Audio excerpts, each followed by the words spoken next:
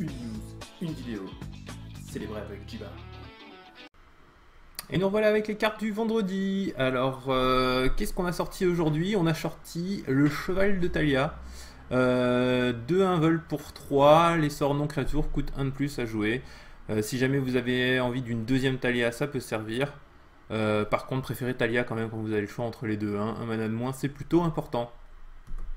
Le Dwinen's Elite, encore une carte imprononçable, elle est 2-2 pour 2, Elf Warrior, et elle rajoute un Elf 1-1 en jeu directement, donc plutôt solide comme carte, hein, une 2-2 plus une 1-1 pour seulement 2 mana, et 2 elfes, ce qui est toujours très très fort.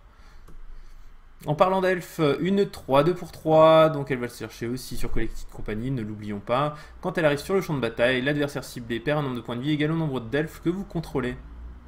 Voilà, plutôt fort. Toujours un elfe, hein, une 1 pour 1. Alors qu'est-ce qu'elle fait cette petite 1 pour 1? Elle peut donner du mana vert si vous payez un point de vie et que vous l'engagez. Mais par contre vous pouvez jouer ce sort que pour des sorts d'elfe. Et l'elfe attaquant que vous contrôlez gagne le Death Touch, le contact mortel. Voilà, je cherche le mot en français. Le contact mortel jusqu'à la fin du tour. Donc aussi plutôt sympathique. Hein, et visiblement un thème elfe vert-noir plutôt que vert-blanc ou vert quoi que ce soit d'autre. On continue avec le Soulblade Djinn, donc une 4-3 vol pour 5 dans 2 bleus. Et quand vous jouez un sort non créature, toutes les créatures que vous contrôlez gagnent +1/+1 jusqu'à la fin du tour. Donc on a un enchantement qui fait ça en blanc, on a lui qui fait ça maintenant en bleu en plus.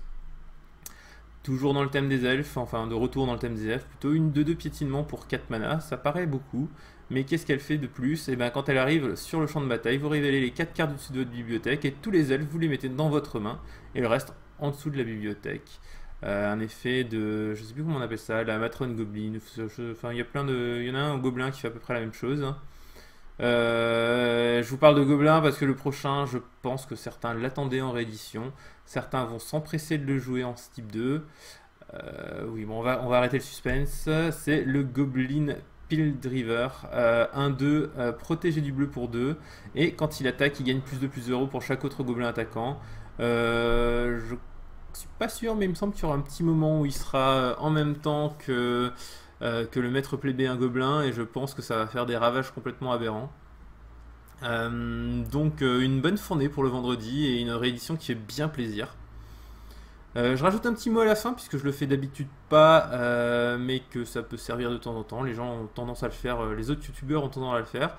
Il y a plein de trucs qui s'affichent à l'écran en plus des cartes. N'hésitez pas à cliquer sur vous abonner, que ce soit sur le Facebook, sur le Twitter ou sur YouTube.